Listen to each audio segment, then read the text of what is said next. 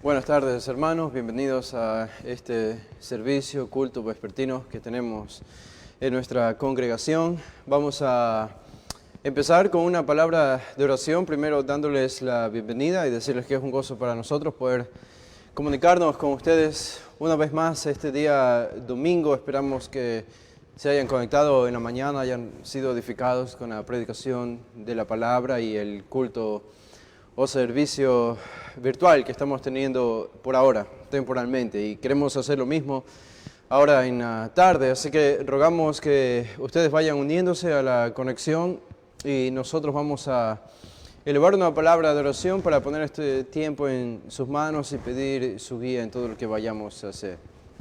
Padre, te damos gracias por darnos el privilegio de poder seguir predicando tu palabra, de poder seguirla oyendo. Gracias porque es un privilegio que no todos tienen y queremos reconocer en estos tiempos de limitaciones físicas y especialmente para la iglesia, que tu palabra siga corriendo, siga siendo edificada, siga siendo proclamada y siga siendo la obra para la cual tú la enviaste por medio de nosotros, Señor. Bendícenos en todo lo que vamos a hacer en este servicio, en las alabanzas que vamos a elevar desde nuestro corazón, en la predicación de tu palabra. Rogamos, Señor, que tu Santo Espíritu esté guiándonos en todo momento y que nos vuelvas hacedores de la palabra, no tan solamente oidores. Rogamos, Señor, que te apiades de nuestras vidas y de nuestras almas y que nos puedas dar una vislumbre de tu gloria en esta tarde. Lo pedimos en el nombre de Jesús. Amén. Bueno, hermanos, antes de pasar al tiempo de las alabanzas, como ya estamos acostumbrados a hacer en esta especie de culto virtual, ustedes pueden ver la letra de las canciones y escuchar la música allí por medio de sus pantallas, así que les animamos a que se unan en sus hogares a alabar al Señor. Pero antes de esto, solo recordarles algunas cosas que ustedes ya han escuchado y ya conocen muy bien, particularmente en estos tiempos de cuarentena que todavía estamos viviendo como país y como ciudad. Solo les animamos primero y les damos gracias a seguirse uniendo a todas las predicaciones y estudios que estamos haciendo de parte de nuestra iglesia. Ustedes saben, por medio del Facebook, por medio de Zoom, nos conectamos los días miércoles para hacer el estudio bíblico. También tenemos allí un tiempo de oración con los hermanos. Tienen la oportunidad de verse y de saludarse un poco y de intercambiar algunas peticiones y oramos por esas peticiones. Así que damos gracias a Dios por ese tiempo y les animamos a que se unan, quizá más de ustedes, a lo que hacemos los días miércoles, como si estuviesen viniendo acá a la iglesia, que escuchen la predicación por Facebook, si ustedes quieren, o por Zoom o por YouTube, y también que puedan unirse al Zoom para compartir sus peticiones y saludar a los hermanos. Así que es un tiempo especial que tenemos cada miércoles y a seguirse uniendo los días domingos en la mañana y en la tarde también. También solo animarles a seguir dando sus ofrendas. Damos gracias a Dios por su fidelidad y cómo el Señor los ha utilizado para que en este tiempo en que no hemos podido vernos, el Señor ha suplido necesidades y damos gracias a Él por eso. Y reconocemos que lo hace por medio de ustedes. Así que les animamos a seguirlo haciendo y ustedes conocen los medios para entregar sus ofrendas a la iglesia. Están en la página web de la iglesia, en la página de Facebook, en los boletines también que se publican, diferentes maneras en las que pueden hacerlo. Y bueno, solo recordarles también que sigan orando para que pronto podamos volver a reunirnos y a reabrir nuestra iglesia y y sin tener tantas limitaciones, especialmente de tiempo, podamos disfrutar del compañerismo y de la predicación de la palabra, de cantar todos juntos aquí como antes. Han sido ya más de 3 largos meses que hemos estado en casa sin poder reunirnos y sería bueno que todos pongamos especial énfasis en nuestras oraciones al Señor para que obren nuestras autoridades y nos permitan reunirnos lo más pronto posible. Es una necesidad que tenemos. Bueno, y mientras tanto estamos aquí tratando de traer la palabra a ustedes y rogando que el Espíritu Santo haga una obra en los corazones de los creyentes y también de los no creyentes. Así que ahora vamos a disponernos a tener este tiempo de alabanzas. Pedimos que preparen sus corazones y sus mentes, que canten en sus mentes o en alta voz allí donde están.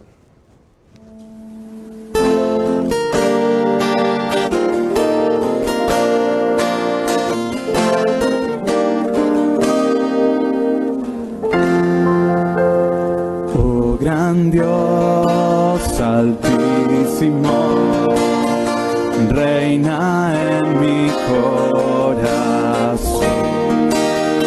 Sé tú el dueño de mi ser, vence toda rebelión. No haya vicio ni maldad ante ti, oh Santo Dios. Me has comprado por amor, hazme tuyo, oh Señor.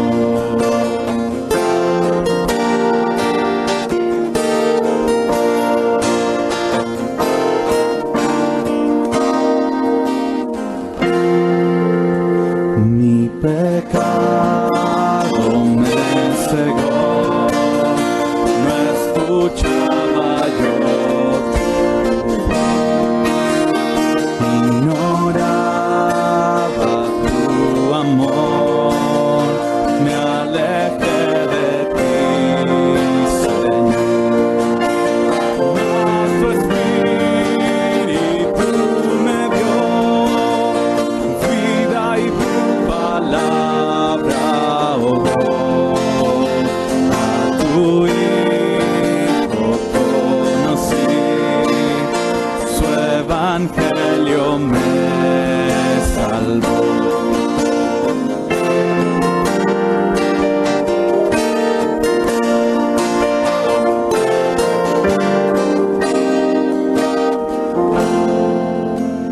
Ahora ayúdame a vivir de tu gracia dependo. Guarda mi alma y corazón, del maligno líbrame. Digno de mi adoración, tuyo es todo mi existir. Oh gran Dios altísimo, glorifícate en mí. Digno de mi adoración, tuyo es todo mi existir. Oh gran Dios altísimo, glorifícate en mí. Vamos a seguir cantando Venid, glorificad a Dios.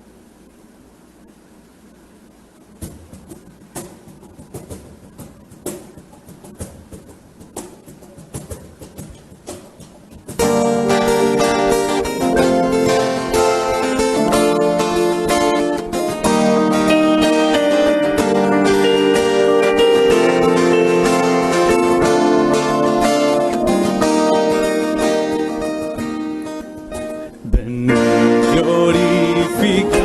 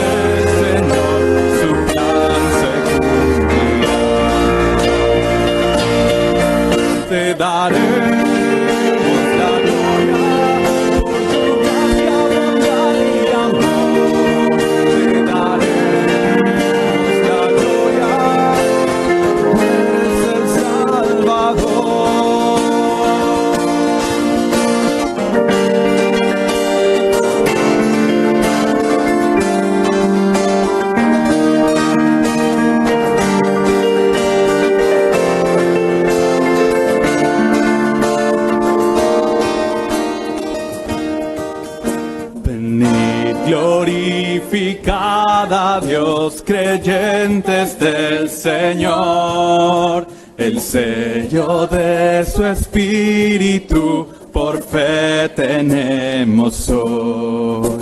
El garantiza nuestra fe hasta el día final. Nos uniremos a la paz, a nuestro fin. Te daremos la gloria por tu gracia, bondad y amor. Te daremos la gloria, eres el Salvador. Te daremos la gloria por tu gracia, bondad y amor. Te daremos la gloria, eres el Salvador.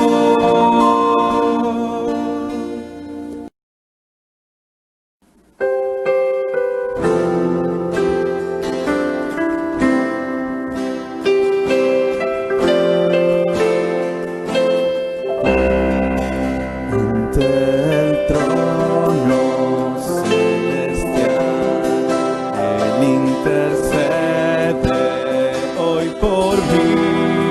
Gran sacerdote es Jesús, quien por siempre vivirá. Y en sus manos puso amor, mi nombre ya grabado está. Y mientras en su trono esté, nadie de él me apartará. Nadie de él me apartará. He caído en tentación y al sentir condenación, al ver al cielo encontraré un inocente que murió. Y por su muerte el Salvador ya mi pecado perdonó, pues Dios el justo aceptó su sacrificio hecho por mí, su sacrificio hecho por mí. Y el Cordero Redentor, quien al morir resucitó, el inmutable gran yo soy, el Rey de gloria y majestad. Unido a él no moriré, pues con su sangre me compró. Mi vida escondida está en Cristo Dios mi Salvador. En Cristo Dios mi Salvador. En Cristo Dios mi Salvador.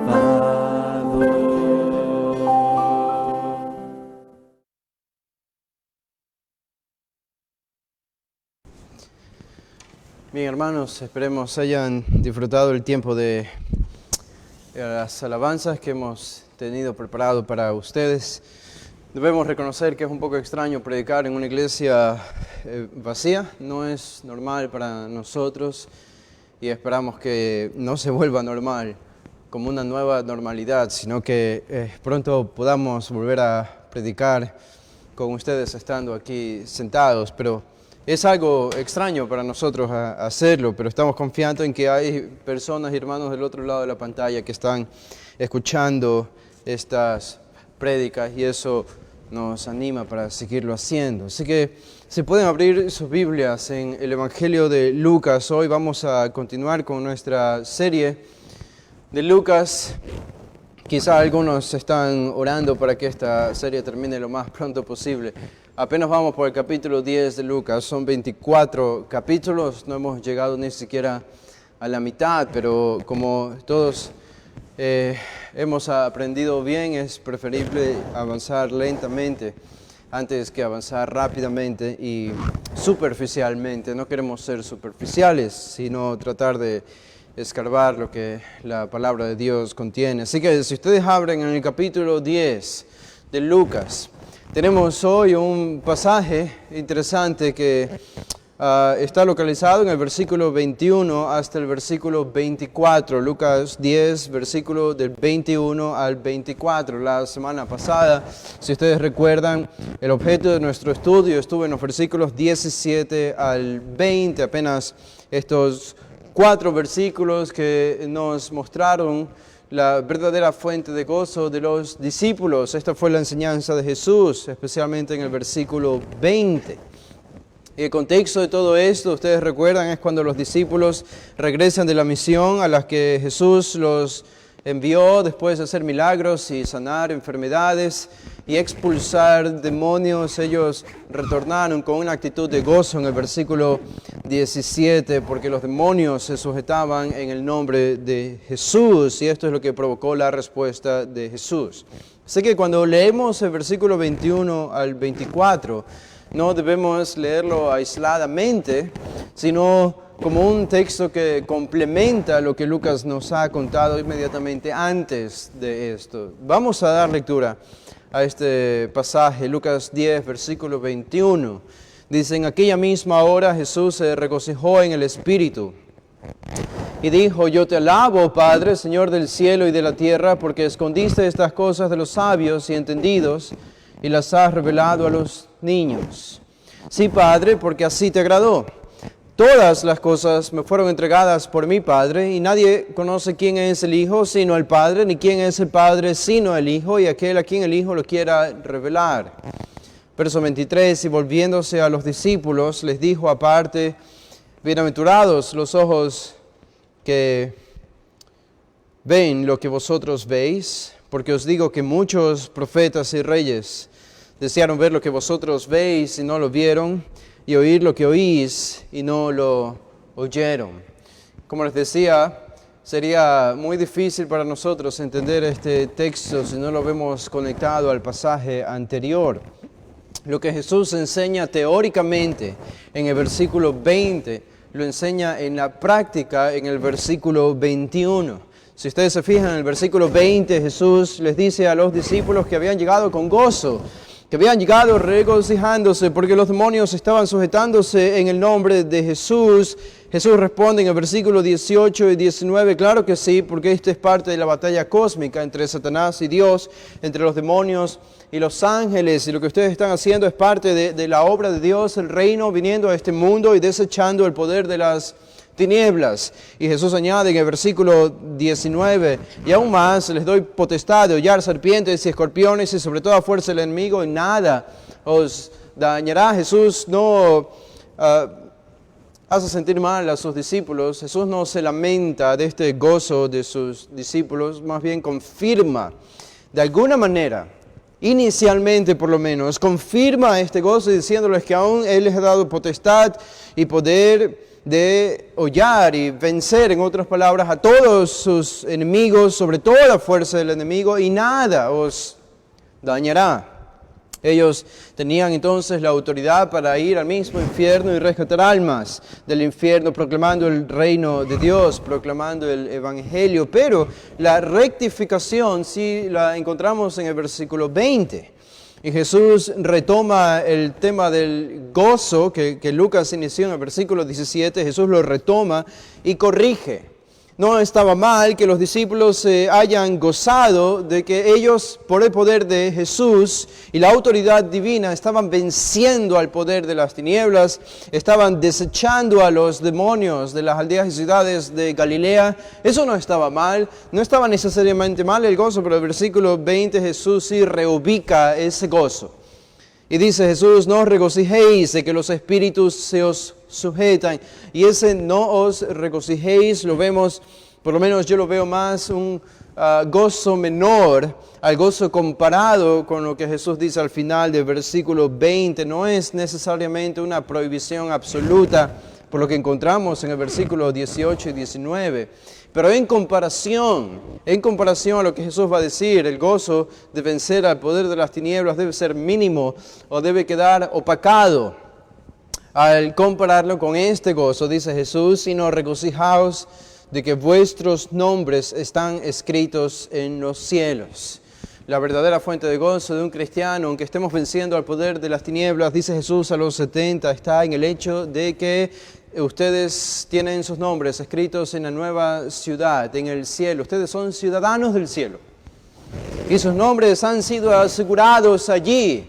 Esos nombres no serán borrados. Y la semana pasada hicimos referencia a los múltiples versículos del Antiguo Testamento hasta el Nuevo Testamento en que la Biblia hace referencia a una lista que Dios tiene registrada desde antes de la fundación del mundo, donde están los nombres de las personas, hombres y mujeres, a los que Cristo habría de salvar. Esta es la mayor fuente de gozo, la salvación, que tu nombre y mi nombre está escrito en el cielo, por decirlo así, con letras de oro. Son imborrables estos nombres, es una garantía.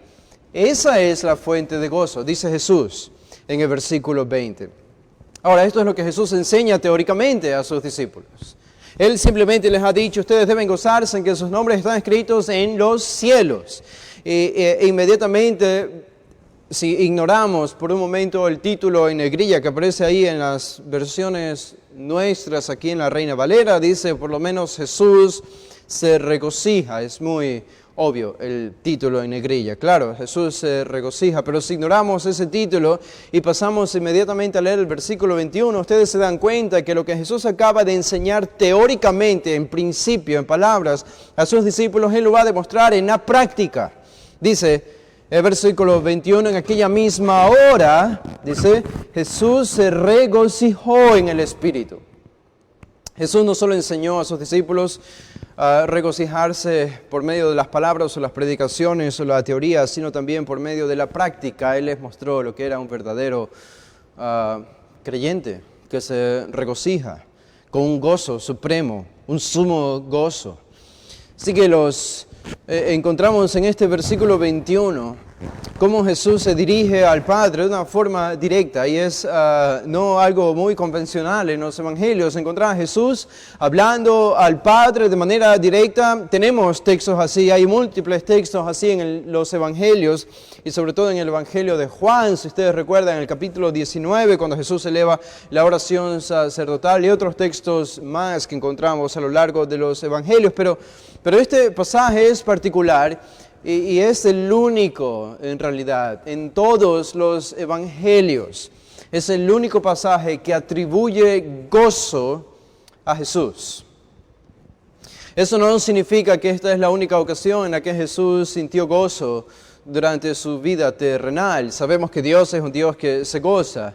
Y sabemos que el Hijo es también el Dios que se goza, pero es significativo para nosotros que la Biblia no describe a Jesús riéndose mucho, gozándose mucho, y esto lo más probable por la naturaleza de su ministerio. Encontró mucha hostilidad, encontró a discípulos que eran inmaduros. Él venía para morir en la cruz, Él comunicaba cosas muy serias, y más bien pensamos o tenemos la idea de un Jesús serio, teniendo un gozo perfecto interno y seguramente alguna vez sonriendo, incluso haciendo algunas bromas, pero no encontramos a Jesús gozándose, jubilándose continuamente en los evangelios.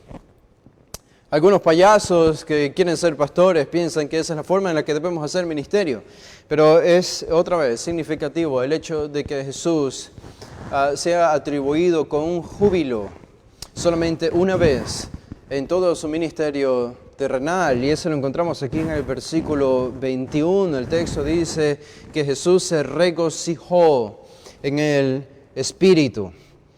Los usos que Jesús hace cuando hace referencia al Padre, en el versículo 21, Él le llama te alabo. Notan, es una referencia directa al Padre. Él le habla al Padre, yo te alabo, oh Padre. Y al final termina, sí Padre, al final del versículo 21. Sí Padre, porque así te agradó. Esto en la gramática se llama vocativos. Es cuando un individuo se dirige directamente a otro individuo, en este caso el Hijo, dirigiéndose directamente al Padre. Y estos vocativos, ¿qué es lo que indican para nosotros? Que este pasaje está permeado por una respuesta emocional de Jesús. Quizás no vamos a encontrar a Jesús hablando más emocionado en todos los evangelios que en este versículo 21 hasta el versículo 24. Es un pasaje permeado por una respuesta emocional, profundamente emocional de Jesús. No hay duda de que Dios tiene emociones, pero nosotros decimos que Dios es impasible. Significa que Dios no está dirigido o movido o no está sujeto a pensar o a hacer las cosas por las pasiones o las emociones. Como nosotros los seres humanos, Él tiene sus emociones completa y perfectamente sujetadas. Y aquí no encontramos algo contrario a eso, sino que encontramos más bien como Jesús da rienda suelta a una emoción que parece casi insólita en todo su ministerio terrenal. Y nosotros debemos reconocer que vivimos en un tiempo en que la verdad del Evangelio y la verdad de todas las cosas es definida por nuestras emociones.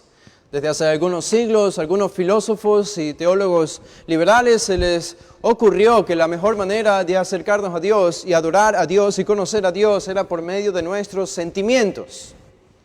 Y esa teoría halló mucha cabida en las personas hace 2 o 3 siglos y ahora simplemente se ha intensificado más. Tanto así que todas las personas, la gran mayoría de las personas que viven hoy en el mundo creen y hacen las cosas que hacen en la vida dirigidas por sus emociones. Si se sienten bien haciendo eso, entonces lo hacen y lo creen. Si no se sienten bien haciendo algo, creyendo algo, entonces lo desechan. Hace unos 2 días mi esposa me estaba contando el testimonio de una mujer que ella escuchó que había crecido en la iglesia evangélica y que se había criado en la iglesia evangélica en Norteamérica. Y esta mujer tuvo la desdicha de tener un hijo que no era creyente, obviamente, y el hijo era abiertamente homosexual. Esta mujer, que era parte de una congregación y de una iglesia conservadora, habló con sus líderes, con sus pastores y las personas de la iglesia, y la iglesia le dijo claramente que ellos no podían aceptar el pecado de su hijo. ¿Cuál fue la respuesta de esta mujer? Bueno, la respuesta de esta mujer fue: yo decido apoyar a mi hijo, no necesito la iglesia para adorar a Jesús, así que decido abandonar el cristianismo, abandonar la iglesia evangélica y protestante porque he decidido apoyar a mi hijo. Estas fueron las palabras de ella y como esta antigua palabra se utilizaba, recantó de su fe. En otras palabras, abandonó su fe, abandonó el cristianismo y abandonó la iglesia por apoyar a su hijo, diríamos nosotros, el pecado de su hijo. Este es el mundo en el que vivimos. Las personas hacen y creen lo que está en sus mentes dependiendo de las emociones que sienten. Si se sienten bien haciendo algo, si se sienten mal haciendo algo. Las emociones, entonces, en el mundo en el que vivimos, determinan la verdad. Las emociones determinan la verdad. Si te sientes bien creyendo algo, eso es lo que vas a creer. Si te sientes bien haciendo algo, eso es lo que vas a hacer, aparte o sin importar lo que las personas digan. Pero aquí está Jesús. Jesús en el versículo 21.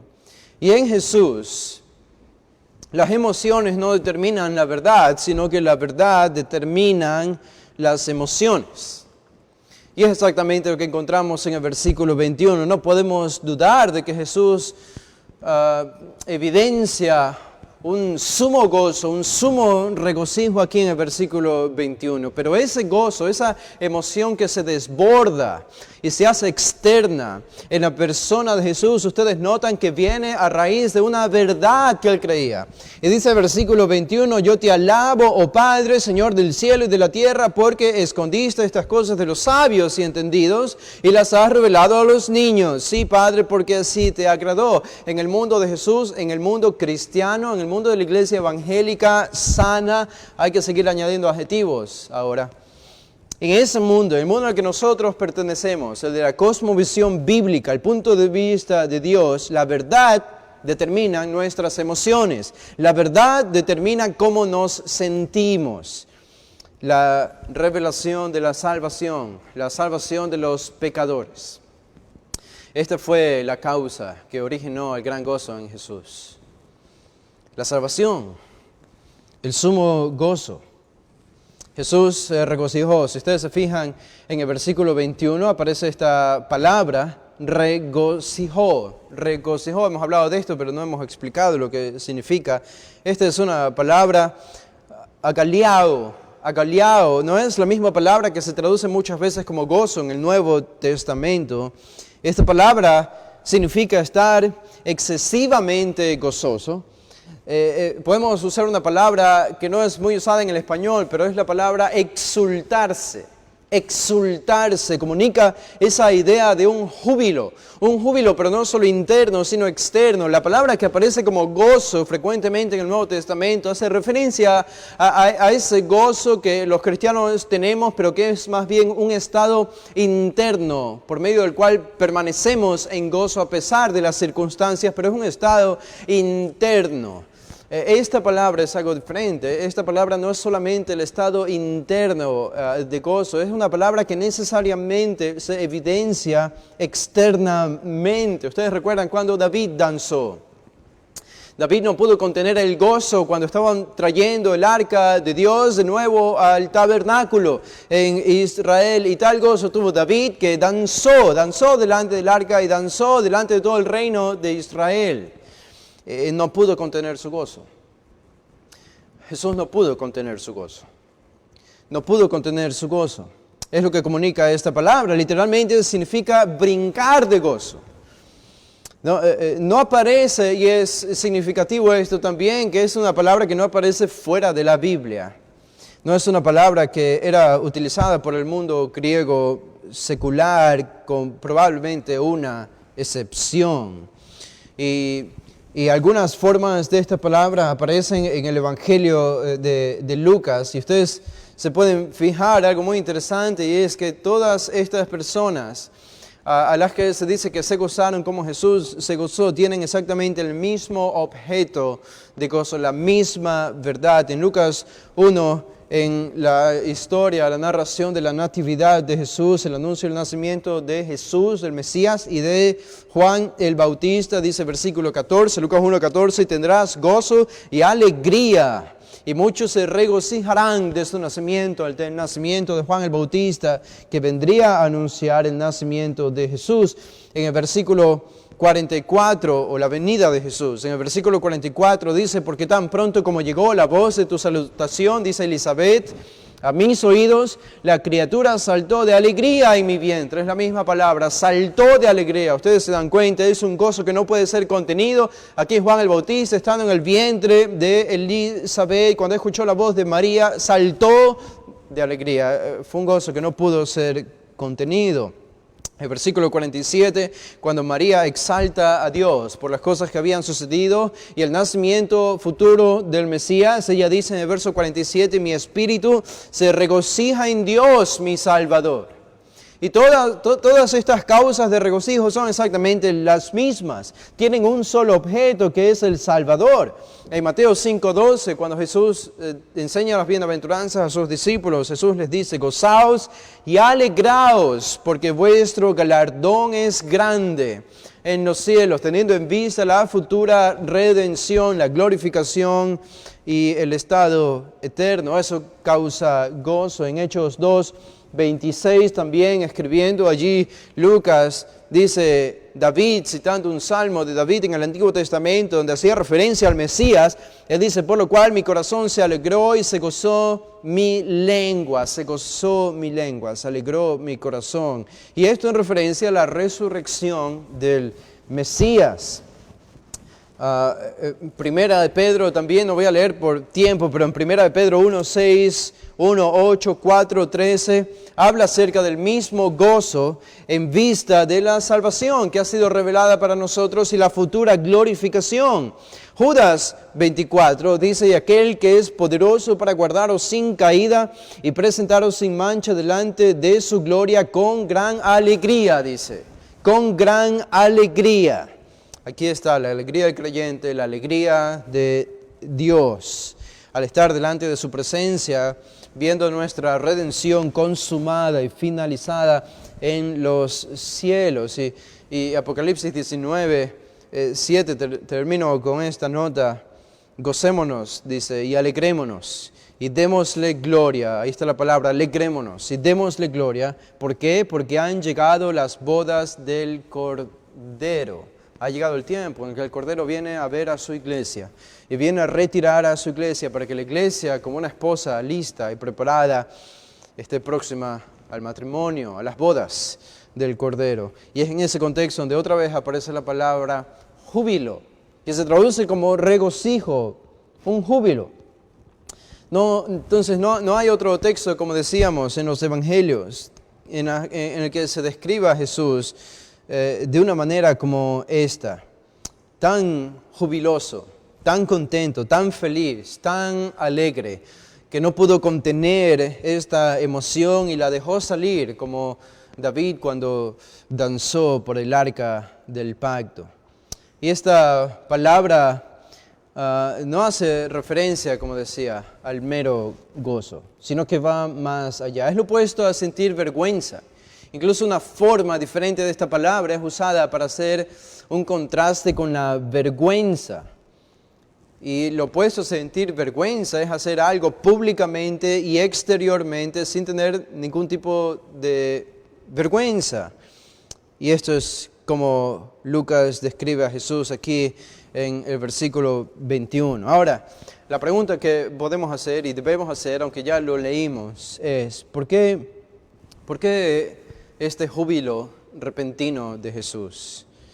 ¿Por qué esta alegría que le hizo brincar? ¿Por qué este gozo? ¿Por qué Jesús se desbordó, parece aparentemente de manera instantánea, sin planificarlo aparentemente? Él simplemente se desbordó en alegría. ¿A qué se debió esta exuberante alegría repentina como respuesta de Jesús? Bueno, déjenme ayudarles a entender esto. Quiero guiarles a algunos textos de Lucas y mostrarles cómo es que Lucas llegó a esta fuerte, cómo Jesús, llegó a esta fuerte emoción en respuesta a la verdad que encontramos allí en el versículo 21. Y para entender esta respuesta de Jesús, debemos entender lo que Lucas nos ha estado diciendo en los capítulos anteriores.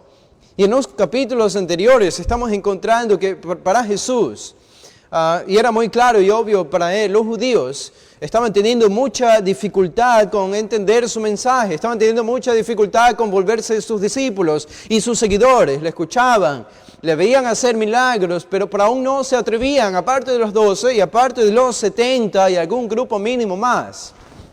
La gran mayoría de los judíos encontraba muy difícil ser seguidor de Jesús, ser un verdadero seguidor de Jesús. Noten el capítulo 7, el versículo 20. Capítulo 7, versículo 20 dice, cuando pues los hombres vinieron a él, a Jesús, dijeron, Juan el Bautista nos ha enviado a ti para preguntarte, ¿eres tú el que había de venir o esperaremos a otro? El mismo Juan tenía sus dudas acerca de Jesús y menos debemos esperar entonces de los discípulos de Juan el Bautista. Como respuesta a esto, Jesús hizo milagros. El versículo 22, él narra sus milagros como prueba de que él es el que había de venir y termina diciendo en el versículo 22, a los pobres es anunciado el Evangelio. El verso 23, el bienaventurado es aquel que no haya tropiezo en mí. Hay una razón por la que Jesús dice esto y es porque muchos estaban encontrando en Jesús un tropiezo. Encontraban en él un obstáculo.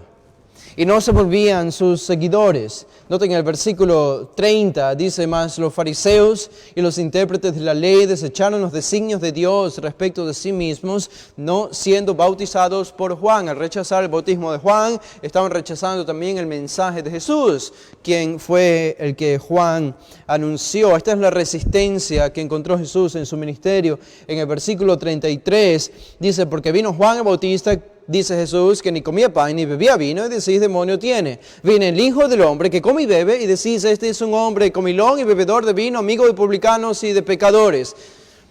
Otra vez Jesús evidencia la dificultad de los líderes religiosos en reconocerle a Él como el Mesías.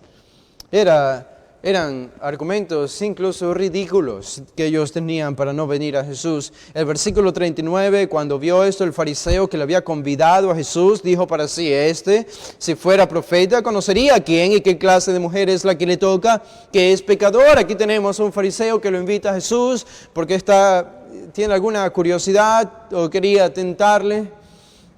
Pero encontramos en este versículo 39 lo que él pensaba acerca de Jesús, a pesar de que le invitó a su casa. El versículo 49 dice: y los que estaban juntamente sentados a la mesa comenzaron a decir entre sí, enseña Jesús en esta corta parábola: ¿quién es este que también perdona pecados?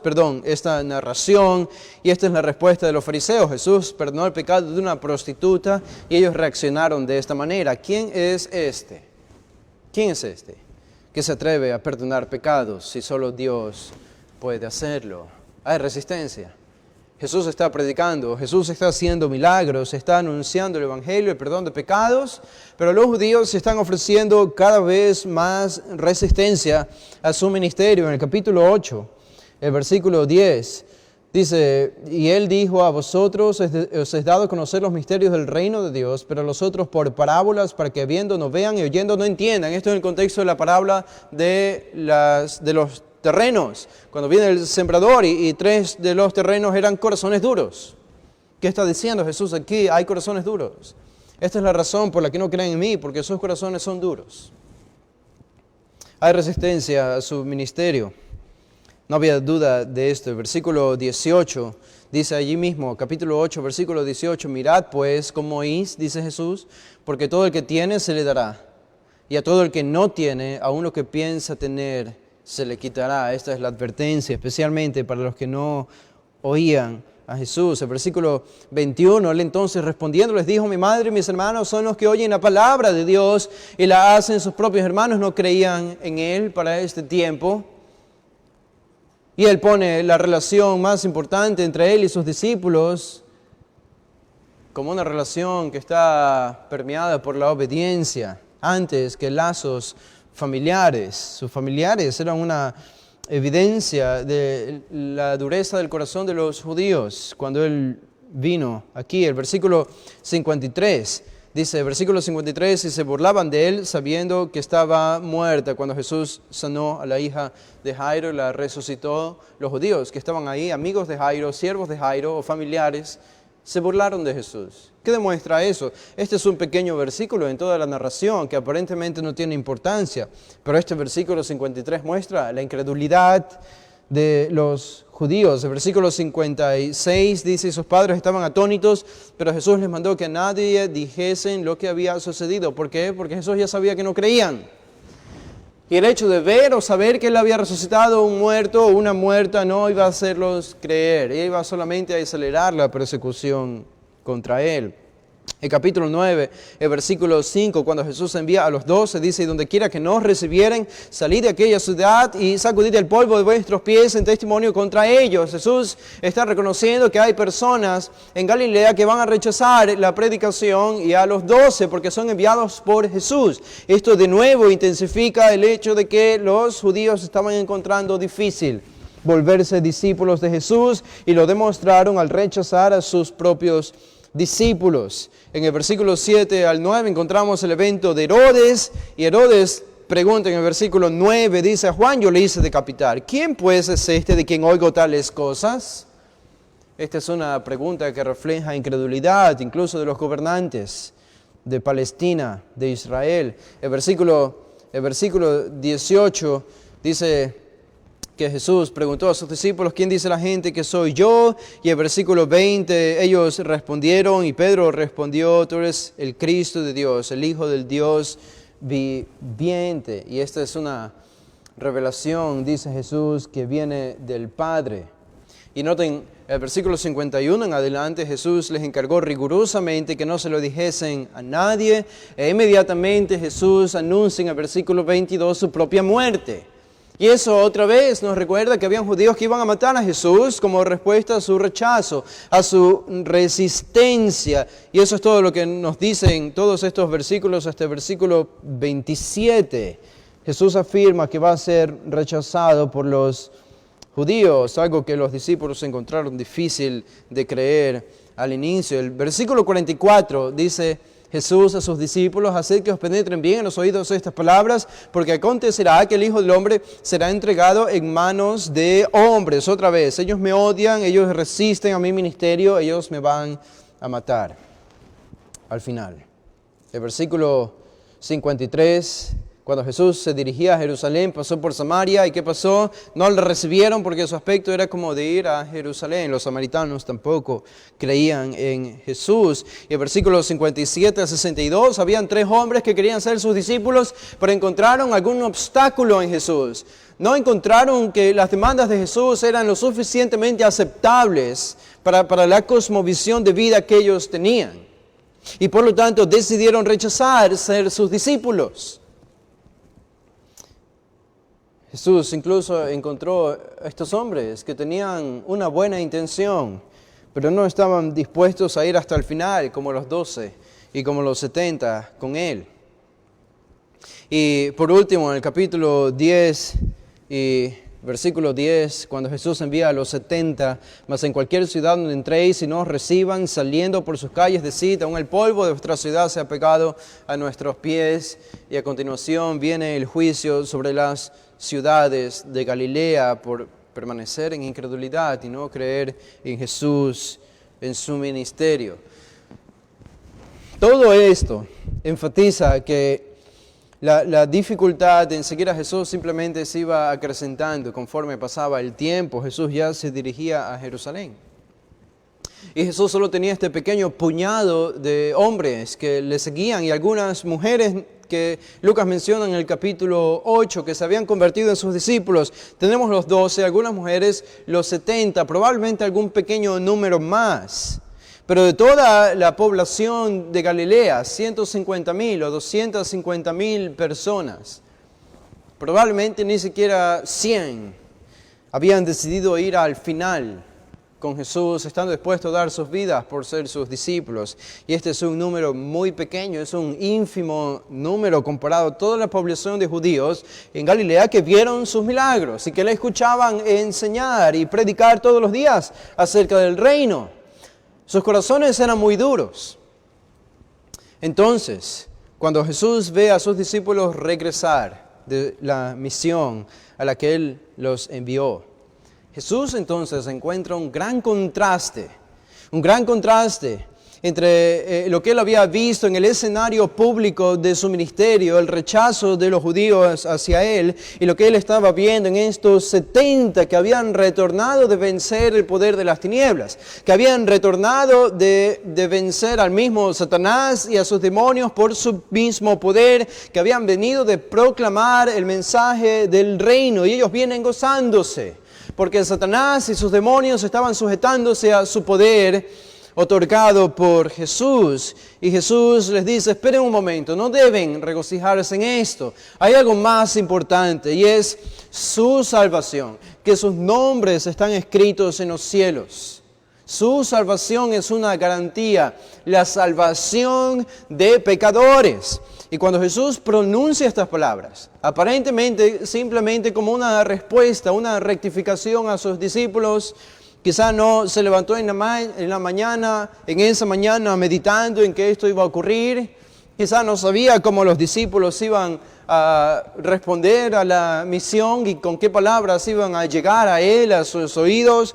Pero aquí está Jesús y los recibió. Y los escuchó con estas palabras de gozo por la sujeción de los demonios en su nombre.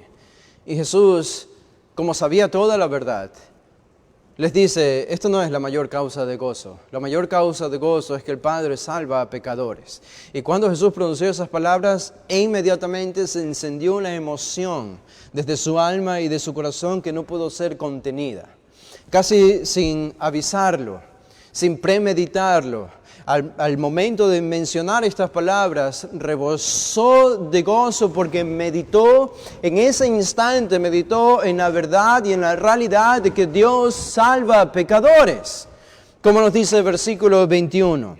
Y entonces, si alguno de ustedes, si nosotros vemos que esta respuesta emocional de Jesús es un poco intrascendente para nosotros, está un poco lejana a nuestra realidad. Como alguien diciendo, yo quizá puedo pensar como alguien está pensando en el otro lado de la pantalla, y como nosotros podríamos pensar cuando aplicamos este texto a nuestras propias vidas. Yo no respondo así como Jesús. Yo he hablado acerca de la salvación de los perdidos. Yo he predicado acerca de la salvación de los perdidos. Yo he conversado con personas que no conocen al Señor. He conversado de cómo Dios puede perdonar pecados. He conversado con otros creyentes acerca de la obra de Jesús y lo que significa esa obra y las implicaciones de esa obra, de su muerte en la cruz y de su resurrección. He hablado de las realidades del cielo y del infierno y lo que determina que alguien va al cielo y lo que determina que alguien va al infierno. Y la gran esperanza que tenemos todos en Cristo, toda la humanidad, solo en Cristo y solo en su nombre. Yo he hablado de esas realidades, yo he pensado en esas realidades. Yo he enseñado de esas realidades, o he predicado acerca de esas realidades, pero no me veo a mí mismo como veo a Jesús en este versículo 21.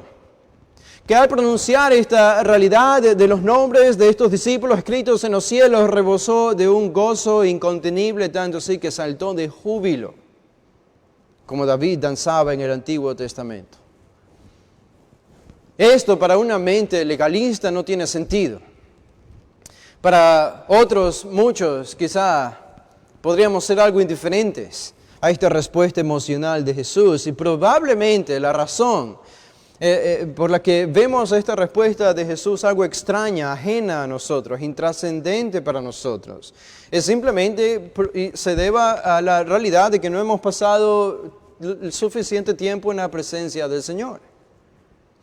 De que no hemos pasado lo suficiente en oración a Él, de tal manera que cuando hay verdades que nosotros sabemos que llenan el corazón de Dios de gozo, eso no transmite nada para nosotros.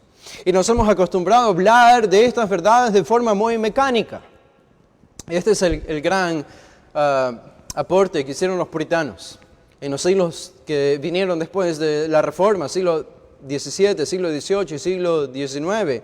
El gran aporte de los puritanos es que no solo por sus enseñanzas, sino por su práctica, ellos enseñaron por el resto del cristianismo y nos enseñan a nosotros todavía de que no hay una diferencia entre la vida sagrada y la vida secular, como ellos llamaban. La vida sagrada y la vida secular. No había ninguna diferencia entre ambos. La vida secular es simplemente una extensión de lo que nosotros hacemos en privado con el Señor. Como alguien decía, y usualmente hemos escuchado esto, y nosotros probablemente mismo lo hemos dicho, cuando pensamos en nuestros tiempos devocionales, cuando pensamos en nuestros tiempos de pasar a solas con el Señor, siempre pensamos en términos de tiempo. 10 minutos con el Señor. 15 minutos de devocionales, 20 minutos o 30 minutos o una hora de tener un devocional con el Señor. Y ese es el problema que nosotros tenemos cuando pensamos en estar en la presencia del Señor, que pensamos que 15 minutos o media hora es suficiente y después de ese lapso, ese periodo de tiempo, cerramos la puerta y vamos a nuestra vida secular, dejando atrás nuestra vida sagrada. Y esa es la razón por la que cuando encontramos verdades como estas, nuestros corazones no automáticamente se activan para responder como Jesús responde, sino que pensamos de forma muy lógica o forma muy mecánica. Pero con Jesús era diferente. Jesús vivía en la presencia de Dios.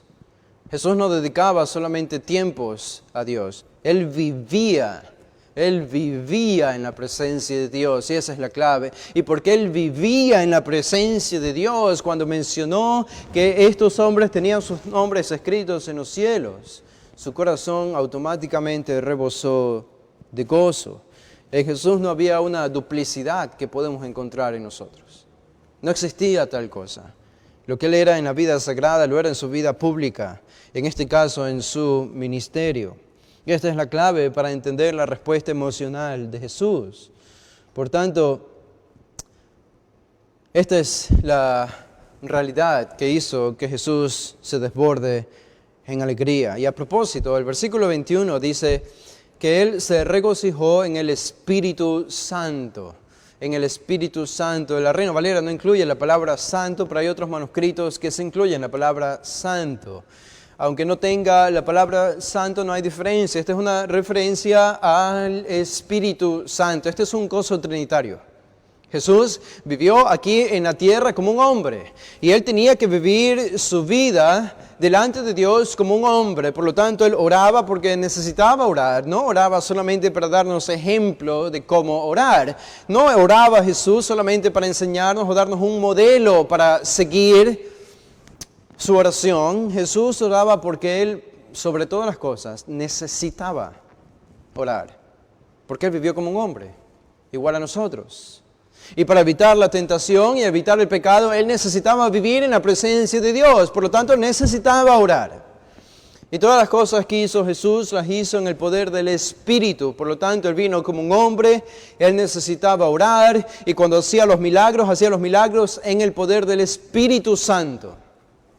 Y el Espíritu Santo no solo guiaba la vida espiritual de Jesús, no solo lo capacitaba para hacer los milagros que Él hacía, aunque Él tenía el poder en sí mismo para hacer milagros, pero Filipenses 2, Pablo nos dice que Él dejó a un lado y dejó de usar temporalmente sus poderes como segunda persona en la Trinidad, como Dios, para vivir como un hombre en su encarnación. Por lo tanto, el Espíritu Santo era el que le capacitaba de ese poder sobrenatural para hacer los milagros que hizo como hijo de Dios.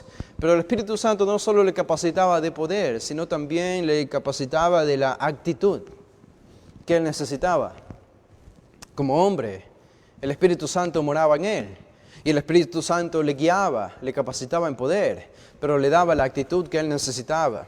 Y esta actitud entonces fue una actitud que se inició en el Espíritu Santo, que moraba en Él. Y obviamente Dios, el Padre, está involucrado también en este versículo 21 y el versículo 22. Este es un gozo trinitario. Si ustedes se hacen la pregunta, ¿qué es lo que hace más feliz a Dios?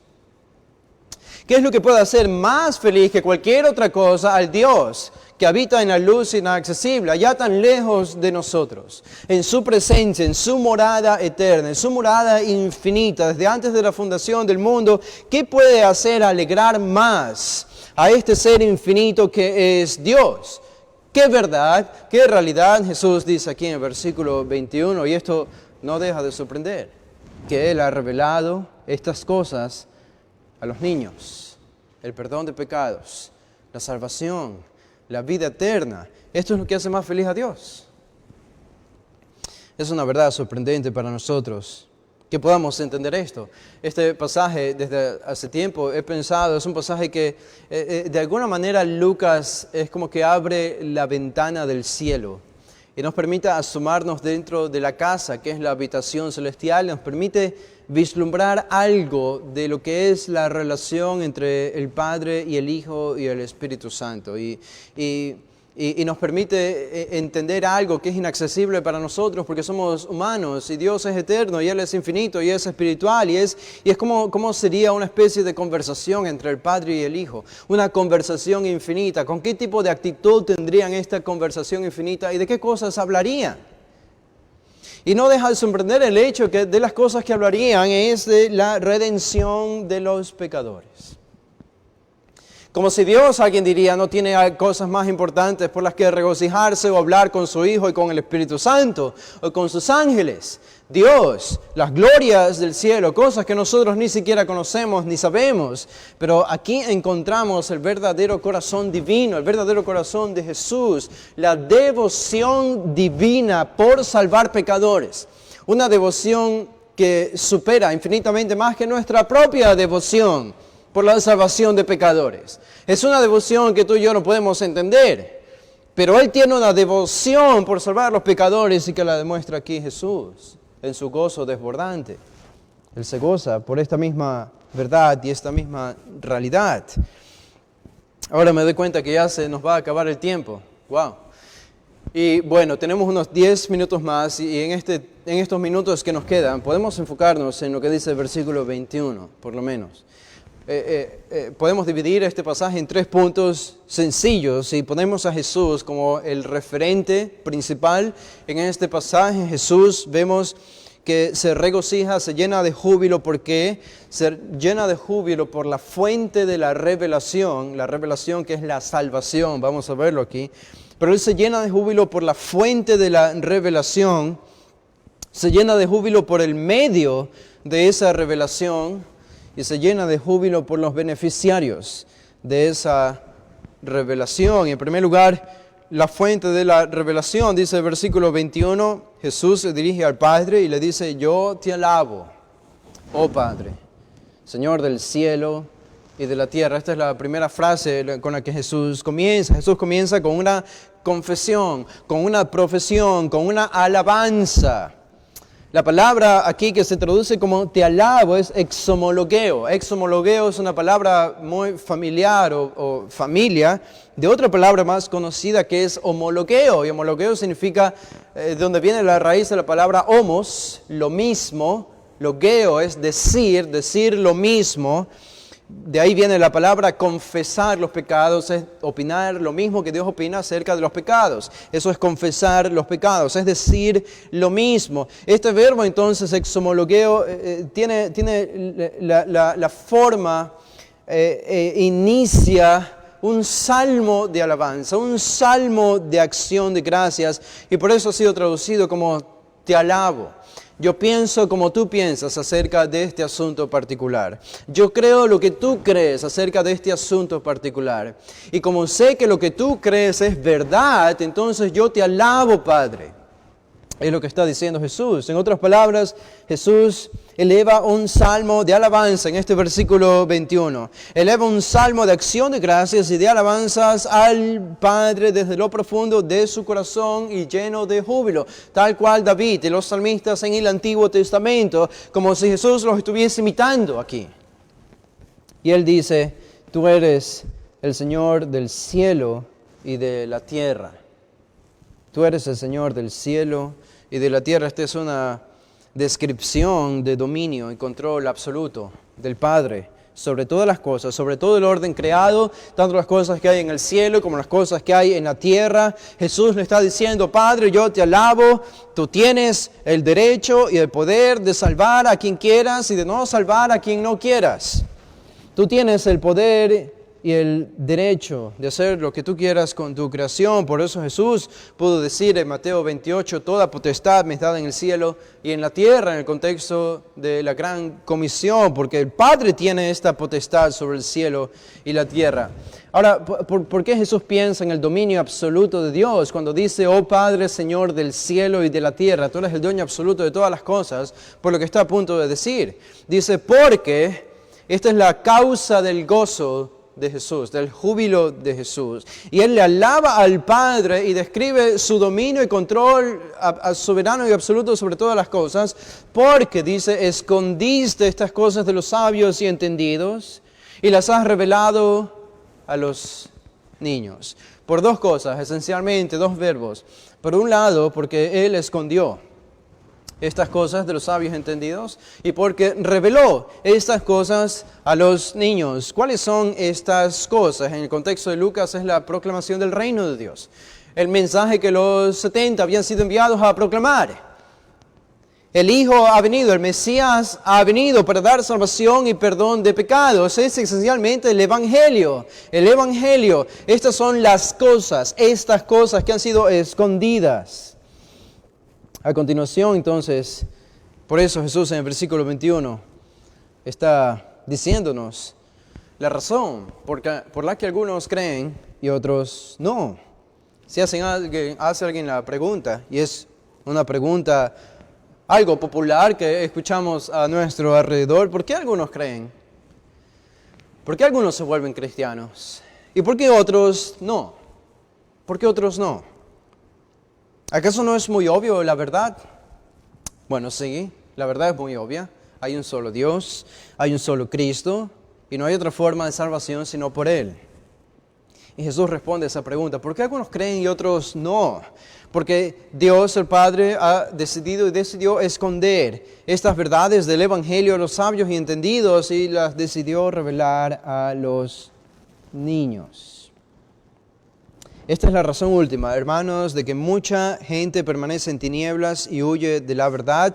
Y también esta es la razón última por la que nosotros alguna vez creímos. Esto es lo que hace la diferencia entre ambos grupos. ¿Por qué muchos judíos le rechazaron y otros cuantos creyeron en Él? Jesús está respondiendo a esta pregunta en esta alabanza. ¿Por qué muchos se resistieron a su ministerio? Y esta es la verdad de la elección soberana de Dios sobre los salvos y cómo Dios pasó por alto a los perdidos. No es algo fabricado por el hombre, la salvación. Tiene que venir por medio de la revelación.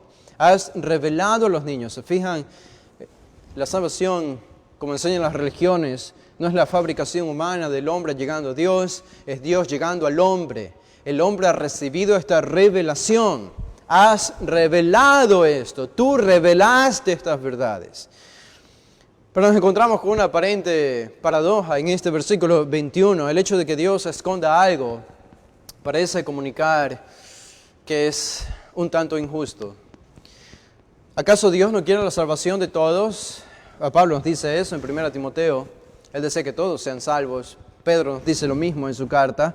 Él desea que todos sean salvos, que todos lleguen al arrepentimiento, al conocimiento de la verdad. Ese es el deseo íntimo de Dios, es el deseo natural, original y verdadero de Dios, que todos procedan al arrepentimiento. Pero encontramos esta otra verdad en este versículo y en otros más, de que Dios intencionalmente ha decidido esconder estas verdades del Evangelio a quienes, a los sabios y a los entendidos. Él ha escondido esto. ¿Y cómo podemos pensar acerca de esto? Pienso que Jesús nos muestra el camino que debemos seguir y nos dice cómo debemos pensar. Porque Jesús no solamente dice, Dios el Padre escondió esto de unos y la reveló a otros, sino que Él divide en dos grupos a toda la humanidad. Y esta descripción que hace Jesús de quiénes son los que se les esconde la verdad y a quienes se les revela la verdad es la clave, Sin herir la soberanía de Dios, sin afectar ni minimizar la soberanía de Dios, Jesús aclara que el Padre ha escondido estas cosas de los sabios y entendidos. ¿Quiénes son los sabios y quiénes son los entendidos? En el contexto del ministerio de Jesús, los escribas y los fariseos, los sabios y los entendidos. Estos son los sofisticados.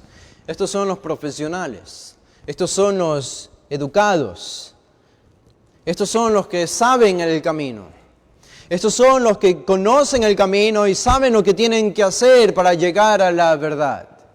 Estos son los que no necesitan una mera revelación del Padre porque ellos mismos la han descubierto por sí mismos. Estos son los sabios y los entendidos. Y a ellos, dice Jesús, a ellos el Padre ha escondido estas cosas, a los sabios y a los entendidos. ¿Y quiénes las ha revelado? A los niños.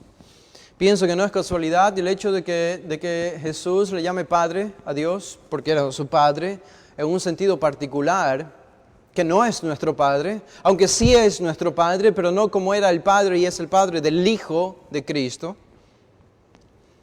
Pero no es casualidad que aquí aparezca la palabra Padre varias veces en el versículo 21 y en el versículo 22, y en el mismo versículo 21 se nos diga que los que reciben la revelación son los niños. Porque un padre tiene niños y un niño tiene padres. Y esta es la relación perfecta. Un padre no tiene sabios y entendidos. Los sabios entendidos pertenecen a otro campo, a otra dimensión, a otra esfera de la vida humana, pero no pertenecen a una familia. Sabios y entendidos tiene que ver con profesiones, con educación, con la academia, con los que saben mucho, con los filósofos y los eruditos. Pero no tiene que ver con familia, y esta es una realidad familiar, espiritualmente hablando. El Padre tiene hijos, y el Padre ha decidido revelar el Evangelio a sus hijos, a los niños. A los niños. ¿Quiénes son los niños? Esta palabra niños que aparece aquí es una palabra que no se usa con tanta frecuencia en el Nuevo Testamento, que aparecen en numerosos textos, ni piois es el término, y se lo traduce como un infante. En realidad es una palabra que hace referencia a alguien que puede tener estar en estado de un feto, o puede llegar a la edad de la pubertad. Todo ese periodo, el énfasis de la palabra, sin embargo, está en que es un niño que no ha llegado a la edad legal. Es un menor de edad, esa es la idea. Es un menor de edad. Y como un menor de edad, es un niño que depende para todo de su padre. Estos niños, entonces, dice Jesús, son los que oyen a su padre y creen a su padre. Un niño que no ha llegado ni siquiera a la pubertad y escucha cosas de su padre, no dice y no responde a su padre: Padre, yo creo que tú estás equivocado. Yo creo que bajo el razonamiento lógico que acabo de hacer, la verdad que tú estás diciendo es una falacia. Déjame enseñarte cuál es la verdad de las cosas de las que tú piensas que sabes, pero no sabes nada. Bueno, no imaginamos a un niño responder así a un padre. ¿Cómo responde un niño a las palabras de un padre, a la instrucción de su padre? Un niño cree a su padre. Y un niño oye a su padre. Y ese es el punto que Jesús está enfatizando aquí. Dios, el Padre, ha revelado estas verdades a los niños, a los que oyen, a los que obedecen. Esta es la idea de la humildad, es la idea de la humillación. Estos no son los sofisticados, estos no son los profesionales, estos son los sencillos. El Salmo 8.2, que citó Mateo en el Nuevo Testamento, dice: y Jesús lo citó: de la boca de los niños y de los que maman fundaste la fortaleza. Y Jesús citó este pasaje cuando iba entrando en la entrada triunfal allí en Jerusalén, y los fariseos respondieron con una gran sorpresa, porque veían a los discípulos aclamar a Jesús y decirle aquí: Hosana, el que viene, el rey de Israel, el hijo de David. Hosana al rey. Y esto pareció ridículo y a los fariseos, porque ellos no creían en Jesús. Pero estos discípulos creían en Jesús. Y Jesús les dice: ¿acaso no oíste en el Antiguo Testamento? De la boca de los niños y de los que maman fundaste la fortaleza. No solo aquí, y terminamos con esto, capítulo 1 y el 51, dice María en su Magnificat, 1:51, hizo proezas con su brazo, esparció a los soberbios en el pensamiento de sus corazones, quitó de los tronos a los poderosos y exaltó a los humildes, a los hambrientos colmó de bienes y a los ricos envió vacíos.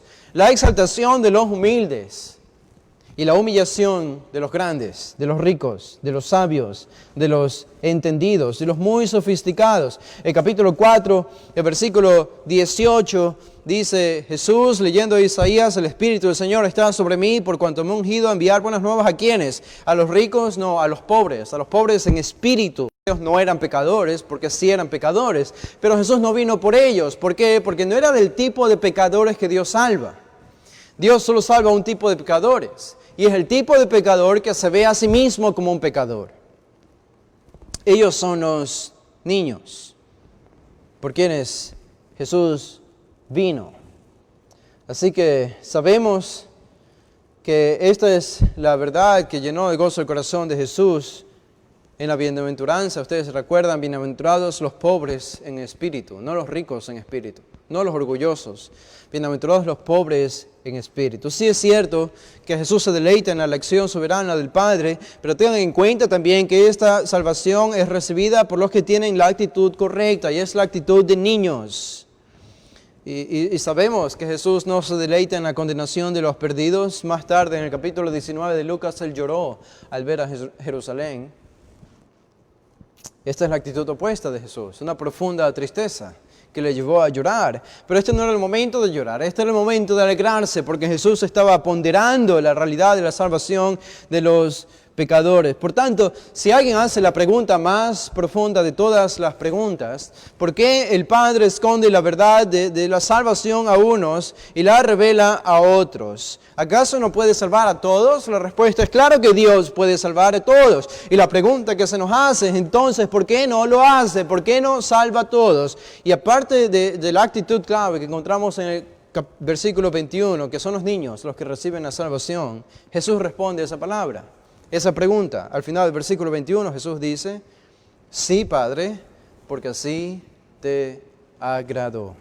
Así te agradó.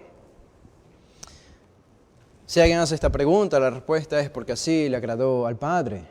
Efesios 1:5 nos dice, ante la realidad de la elección divina y la predestinación, esto Dios lo hizo por su deseo, por su propio beneplácito. Si ustedes se fijan en el Efesios el capítulo 1 y el versículo 5, en amor, habiéndonos predestinados para ser adoptados hijos suyos por medio de Jesucristo. ¿Por qué? Según el puro afecto de su voluntad.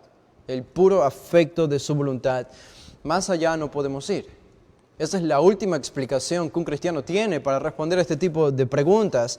Y es en realidad la causa por la que Jesús está rebosando de gozo, porque este era el deseo de Dios, el beneplácito de Dios. En el versículo 9 de Efesios 1 dice, dándonos a conocer el misterio de su voluntad según su beneplácito, el cual se había propuesto en sí mismo.